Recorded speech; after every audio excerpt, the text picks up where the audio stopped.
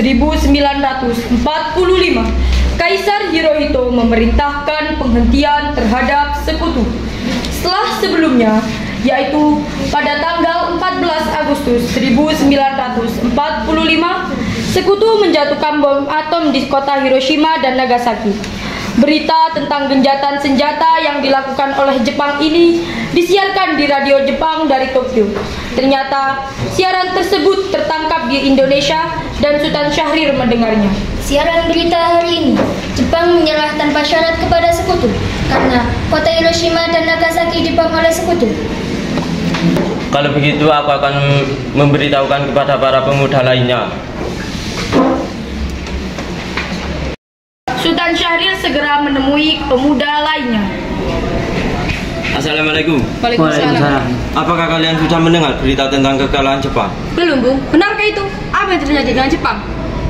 Dari yang kudengar, sekutu telah menyatukan bom di kota Hiroshima dan Nagasaki. Oleh sebab itulah Jepang melakukan gencatan senjata. Berarti kita harus segera memproklamirkan kemerdekaan. Benar itu. Jepang sudah tak ada guna lagi di hidup kita. Kita harus memanfaatkan momen ini.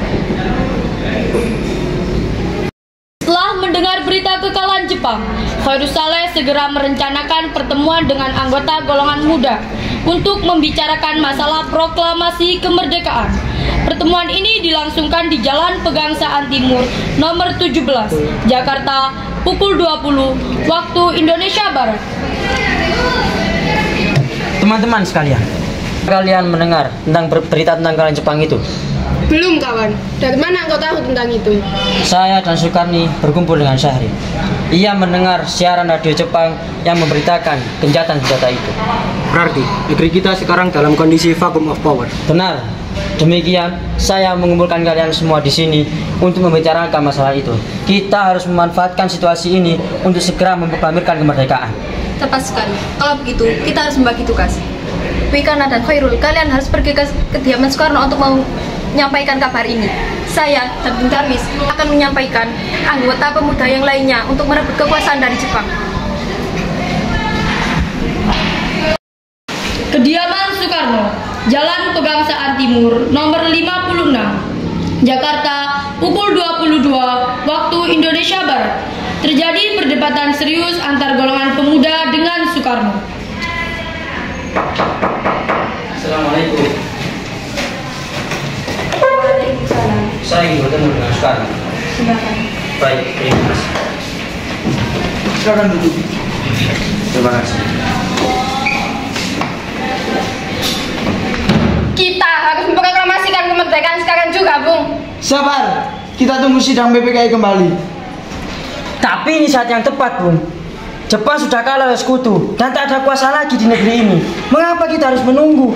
Rakyat sendiri banyak menderita akibat penjajahan ini, Bung. Jepang adalah masa yang silam. Belum lagi kita harus menghadapi Belanda yang hendak kembali berkuasa di negeri ini. Jika saudara tidak setuju dengan apa yang saya katakan dan mengira diri saudara telah sanggup menopang kekuatan sendiri, mengapa datang pada Soekarno dan mintanya untuk memproklamirkan kemerdekaan? Apakah kita harus menunggu janji Jepang untuk memerdekakan bangsa ini?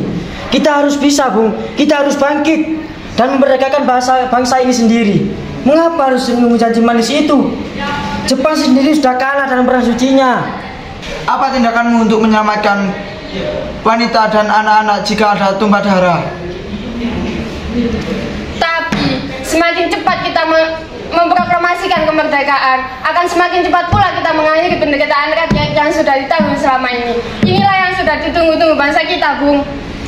Baiklah, tapi berikan kami waktu untuk berunding sebentar.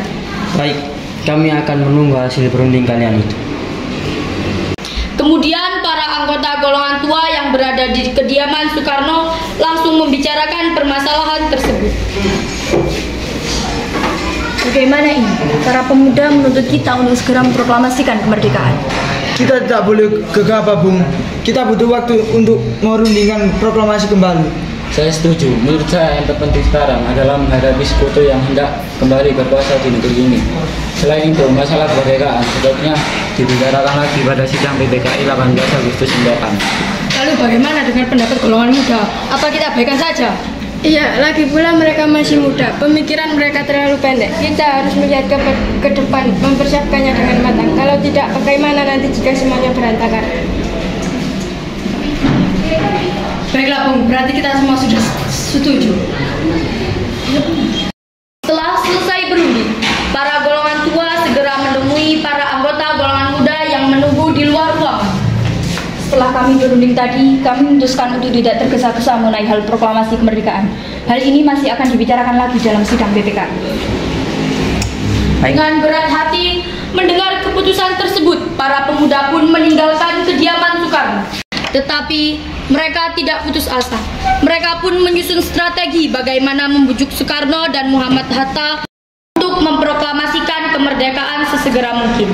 Akhirnya, mereka memutuskan untuk mengasingkan kedua tokoh itu ke Rengas Dengklok agar terhindar dari desakan pemuda dan pengaruh Jepang di Jakarta. 16 Agustus 1945, pukul 04.00 waktu Indonesia Barat, kediaman Soekarno. Assalamualaikum. Waalaikumsalam. Ya, permisi. Kami yang butuh dengan Soekarno. Baik, terima kasih. Silakan duduk. Bentar.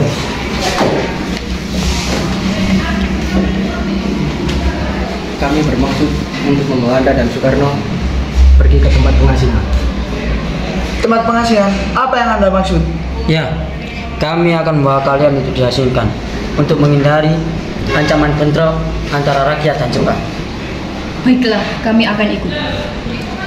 Sebaiknya Bu Fatmawati dan anak Anda turut ikut serta, Bu, untuk menjamin keselamatan mereka. Baik, saya akan mengajak mereka. Bu,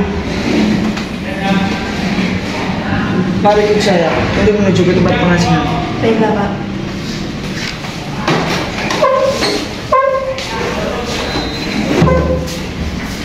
Pulangnya Soekarno dan Muhammad Hatta secara misterius pagi itu menimbulkan kepanikan di kalangan para pemimpin di Jakarta. Peristiwa ini baru diketahui oleh Mr. Ahmad Subarjo pada pukul 8 pagi.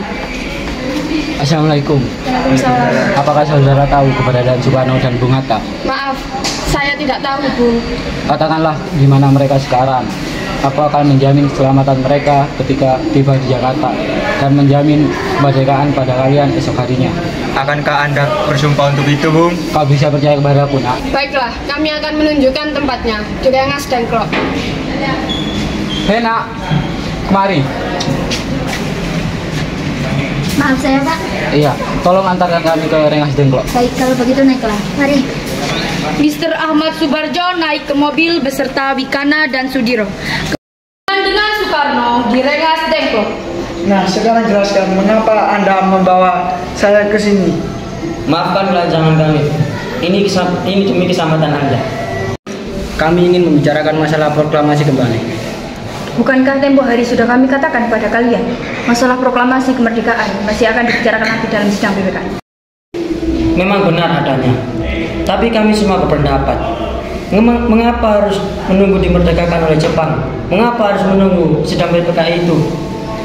Kalau kita bisa, kita harus bisa, Bung. Kita harus memerdekakan bangsa ini sendiri tanpa campur tangan dari Jepang. Pendapat itu benar, namun kita masih dini untuk memproklamasikan kemerdekaan. Kami masih membutuhkan campur tangan Jepang. Bila perkataan Jepang hanya janji manis belaka, apakah Anda bisa melakukannya? Apakah akan selamanya menjadi janji itu, Bung? Kita harus memproklamasikan kemerdekaan sekarang juga. Demi rakyat bertahun-tahun terbelenggu oleh penjajahan di tanah air mereka sendiri. Mereka berhak bebas dan sekaranglah saatnya. Tenang saudara sekalian. Mari kita bicarakan semain dengan kepala dingin, tidak perlu ada ketegangan, oke? Singgih membawa Soekarno dan Muhammad Hatta menjauh dari perdebatan itu. Kemudian mereka berunding. Saya mengerti perjuangan kalian berdua mengenai masalah proklamasi ini. Kita memang belum mempertimbangkan semua ini dan matang. Tapi, saya percaya kita dapat bangkit dan bisa memanfaatkan situasi ini. Kesempatan tidak akan datang dua kali, Bung. Apa yang mereka katakan benar adanya dan saya mendukung mereka. Tetapi, apakah kita bisa? Akankah ini semua mungkin dilakukan? Tentu mungkin, Bung. Asal kita berusaha, pasti kita akan menemukan jalan keluarnya. Lagi pula, para pemuda di Jakarta sedang menyusun strategi pertahanan untuk mencegah serangan dari Jepang atau sekutu yang tidak bisa menerima proklamasi bangsa kita. Baik, saya setuju. Pada pukul 17.30, rombongan dari Jakarta tiba di Rengas Dengklok untuk menjemput Soekarno dan Muhammad Hatta.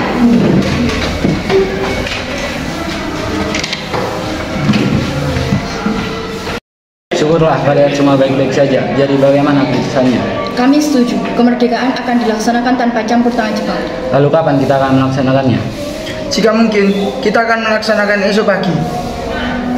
Selesai perundingan di Rengas Dengklok, semua anggota golongan tua maupun muda kembali ke Jakarta untuk pembahasan lanjutan rencana proklamasi kemerdekaan yang akan dilaksanakan pada tanggal 17 Agustus 1945. Pertemuan Subarjo dan Khairus Saleh. Bagaimana kita membicarakan naskah proklamasi untuk mendeklarasikan kemerdekaan kita? Kita butuh tempat untuk membahasnya. Tapi hari sudah malam dan Jepang tidak mungkin mengizinkan kita untuk melakukan kegiatan malam-malam seperti ini. Saya punya ide. Kita akan meminjam rumah perwira Jepang Laksamana Medan. Baik.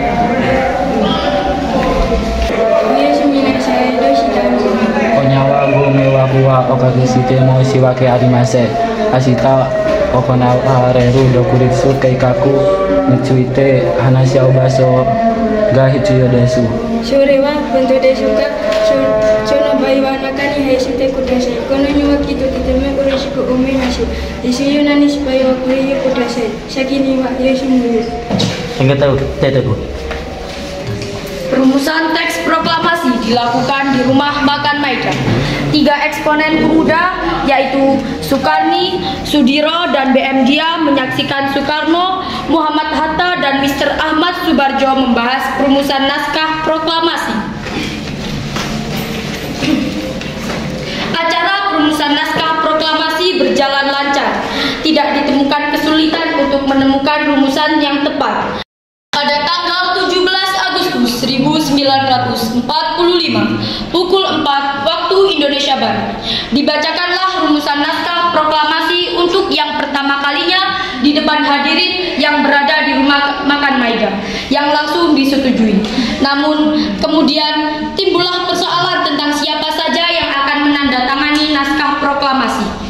Menurut saya, teks proklamasi ini jangan sampai ditandatangani oleh anggota PPKI. Memang kenapa? Lantas siapa yang akan menandatanganinya? PPKI kan lembaga bentukan Jepang. Kita kan sudah sepakat tadi, kalau merdeka tanpa campur tangan dari Jepang. Kau benar, Nak. Bagaimana ini, Bung? Apakah ada dari kalian yang bisa menyelesaikan masalah ini? Bagaimana jika naskah ini ditandatangani oleh hadirnya datang saat ini, seperti Amerika mendatangkan teks deklarasinya? Jangan, kita tidak boleh meniru. Kita harus berbeda dari bangsa lain.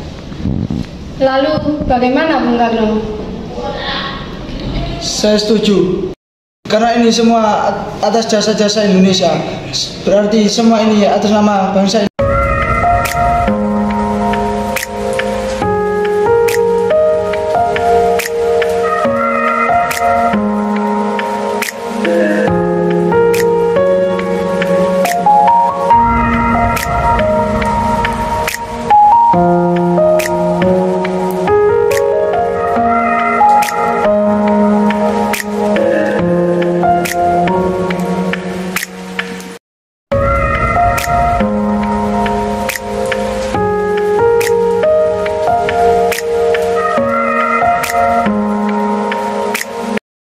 Pada saat yang sama, Soekarno dan Ibu Fatmawati sampai di kediaman mereka dan berbincang sejenak.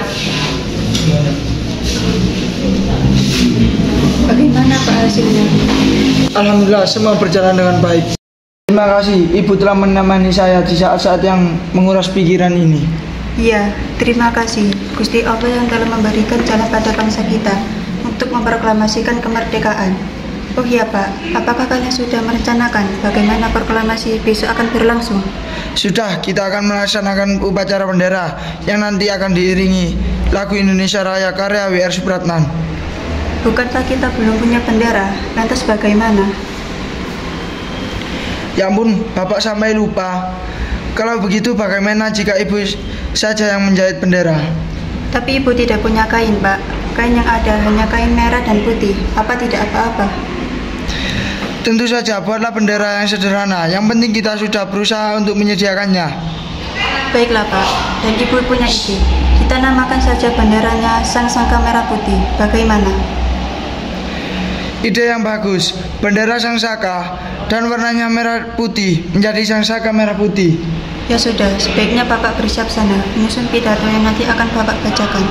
Sesaat sebelum upacara dimulai. Trimurti, tolong kibarkan bendera ini sebagai tanda awal kemerdekaan kita. Siap, Bung. Saya akan menyuruh anak diri saya untuk mengibarkannya. Tolong kibarkan bendera ini. Siap, Komandan. Kami tak akan mengecewakan Anda. Tiba saatnya upacara proklamasi kemerdekaan. Tokoh-tokoh pejuang Indonesia telah hadir di lokasi. Di antaranya yaitu Mr. A. Marimis, Hos Cokro-Minoto, Oto Iskandar Dinata, Ki Hajar Dewantoro, dan lain-lain. Suasana menjadi sangat hening. Soekarno dan Hatta dipersilakan maju beberapa langkah dari tempatnya semula. Soekarno mendekati mikrofon dengan suaranya yang lantang dan mantap. Soekarno pun membacakan pidato pendahuluan sebelum beliau membicarakan teks proklamasi kemerdekaan. Saudara-saudara sekalian, saya telah minta saudara hadir di sini untuk menyaksikan peristiwa maha penting dalam sejarah bangsa Indonesia. Berpuluh-puluh tahun kita bangsa Indonesia telah berjuang untuk merdeka, bahkan telah beratus-ratus tahun lamanya. Gelombang aksi kita tidak putus dalam perjuangan untuk kemerdekaan negeri ini. Kita jatuh bangun menyusun kekuatan untuk menggapai cita-cita Indonesia bebas dari penjajahan bangsa lain. Semalam kami para pemuka-pemuka rakyat Indonesia dari berbagai penjuru bergabung untuk memusyawarahkan proklamasi. Kami, bangsa Indonesia, dengan ini menyatakan kemerdekaan bangsa Indonesia. Hal-hal yang mengenai pemindahan kekuasaan dan lain-lain diarahkan dengan cara seksama dan dalam tempo sesingkat-singkatnya. Jakarta, hari 17 bulan 8 tahun 1945, atas nama bangsa Indonesia, Soekarno, Hatta. Sang Merah Putih diiringi lagu kebangsaan Indonesia Raya. Kita maju jalan.